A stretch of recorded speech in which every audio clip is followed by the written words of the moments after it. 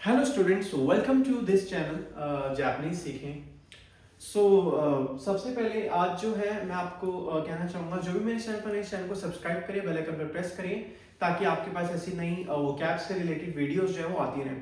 Hope so आपने मेरी पुरानी वीडियोस देखी होंगी और देखने के बाद थोड़ा सा आपको हो सकता है अंडरस्टैंडिंग हो रही होगी कि किस तरीके से वोकैबुलरी को यूज करते हैं और वोकैबुलरी को किस तरीके से हम समझते हैं और बताते भी हैं। होप सो आपको सभी की सभी चीजें अच्छे से अंडरस्टैंडिंग हो और कोई भी दिक्कत ना आई हो। और मैंने आपको ऑलरेडी कहा भी हुआ कि अगर आपको कोई प्रॉब्लम हो किसी भी चीज में, वोकैबुलरी एंड ऑल में, तो आप मेरे से कमेंट बॉक्स में उसको पूछ सकते हैं।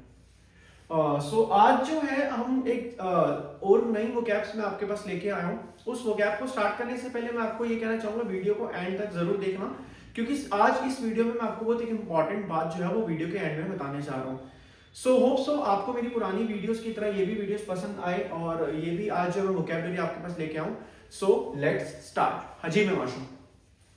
आज जो है सबसे पहले वोकैब की बात कर रहे हैं। देखो, लिविंग थिंग्स और नॉन लिविंग थिंग्स की बात करते हैं, what we call it, we can say that. जैसे हम एग्जिस्टेंस की एनिमेट थिंग यानी living thing, inanimate thing यानी नॉन लिविंग थिंग्स की बात करते हैं।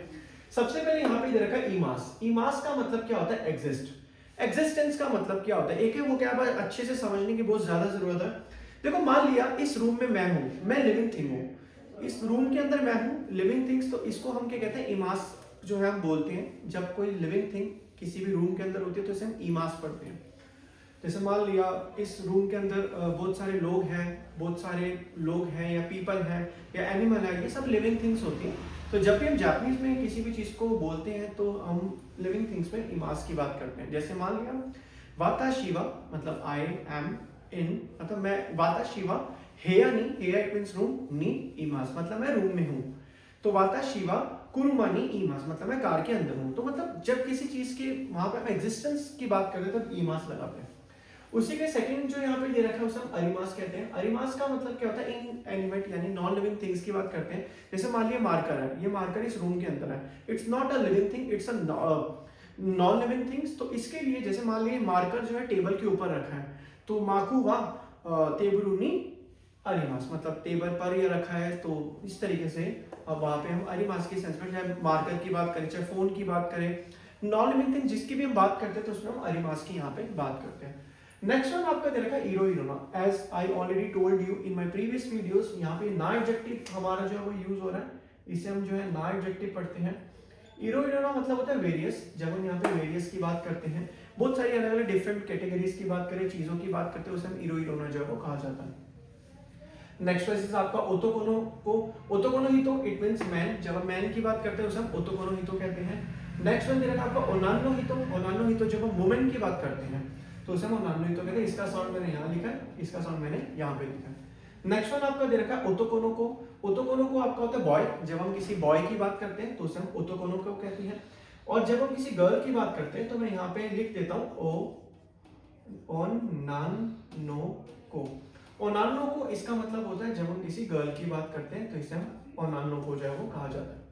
एक और वोकैबुलरी मैं आपको बता रहा हूँ, इनू। इनू यहाँ पे मैं लिख देता हूँ, इनू इट मींस जो होता है डॉग को हम इनू कहते हैं। इनू इट मींस डॉग, और यहाँ पे जो होता है ओनानो को गर्ल को कहते हैं। इसका साउंड आपको खुद पढ़ना जरूरी है, तो ये चीज आपको ज्यादा जल्दी क्लियर होगी। नेक्स्ट वन आपका दे रखा है, अब हम यहाँ पर आ जाते हैं, इसे हम पढ़ते हैं नेको। नेको इट मींस कैट की जब हम बात करते हैं नेको कहते हैं। की इट मींस जब हम ट्री की बात करते हैं तो उसे हम की कहते हैं। जब हम ट्री की बात करते हैं इसे की कहा जाता है। मोनो इट मींस थिंग्स की जब हम बात करते हैं, कोई चीज की या गुड्स की या थिंग्स की, तो उसे हम क्या कहते हैं? मोनो कहते हैं। देंची, देंची इट मींस बैटरी। जब हम बैटरी की बात करते हैं तो उसे हम क्या कहते हैं? देंची कहते हैं।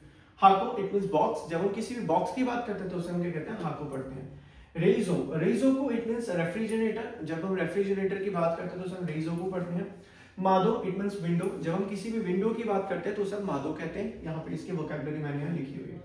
Coin it means park. जब हम कोई पार्क में वॉक करते हैं, जाते हैं, सैर करते हैं, तो कोइन को हम जो है पार्क कहते हैं। नेक्स्ट मेरी होनिया। होनिया मैं यहाँ पे होनिया लिख देता हूँ। एक वर्ड है आपका होनिया, इट मींस आपका कहते हैं बुक स्टोर होता है, इसे बुक स्टोर जो है वो कहा जाता है। होनिया इट मींस बुक स्टोर। तो ये सारी की सारी वोकैबुलरी आपको यहाँ पे दे रखी है। होप सो आपको वोकैबुलरी अंडरस्टैंडिंग अच्छे से हो। और अगर if you have any kind of a doubt then you can ask in comments box. सबसे पहले मैंने आपको बताया इमास। इमास इट मींस एग्जिस्ट। जब हम लिविंग थिंग्स की बात करते हैं, एनिमास इट मींस जब हम नॉन लिविंग थिंग्स की बात करते हैं। इरो इरोना इट मींस वेरियस चीजों की बात करते हैं। ओतोकोनो हितो इट मींस जब हम मैन की बात करते हैं, मैन को हम ओतोकोनो हितो कहते हैं। और नानो हितो इट मींस वुमेन की बात करते हैं, गर्ल की बात करते हैं तो सब ओनानो हितो कहते हैं। ओतोकोनो को होता है हमारा बॉय की जब हम बात करते हैं, और नानो को इट मींस जब हम गर्ल को कहते हैं, और इनु इट मींस डॉग को कहते हैं। इसके मैंने साउंड नहीं लिखे, साउंड होप्स आपको समझ आएगा ये भी। नेक्स्ट आपको देखा नेको, नेको इट मींस कैट को नेको कहते हैं, की इट मींस ट्री को की कहते हैं, यहाँ पे मोनो इट मींस थिंग्स को मोनो कहते हैं, देंची इट मींस बैटरी को कहते हैं। कुछ वर्ड्स आपके एनिमे के अंदर भी यूज होंगे। हाको इट मींस बॉक्स को हम हाको कहते हैं। रेजोकू रेफ्रिजरेटर को हम रेजोकू कहते हैं। मादो इट मींस विंडो की बात करते हैं, उसे विंडो कहते हैं। कोइन इट मींस जब हम पार्क की बात करते हैं। होनिया, होनिया मैंने यहाँ पे लिखा है, इसे बुक स्टोर को कहते हैं। होप्स आपको वीडियो पसंद आई हो। बस मैं आपको एक ये चीज कहना चाहता हूँ, जितना हो सके वोकैबुलरी को बार बार यूज करिए और उसको अच्छे से समझिए, क्योंकि बिना अच्छे से समझे आपको वोकैब क्लियर नहीं हो पाएगी। जितना मर्जी आप कोशिश कर लो कि आप सिर्फ वोकैबुलरी लर्न करो, तो ऐसा नहीं होता। So if you want to perfect in Japanese language, तो आपको जितना हो सके वोकैबुलरी को अंडरस्टैंडिंग करना पड़ेगा।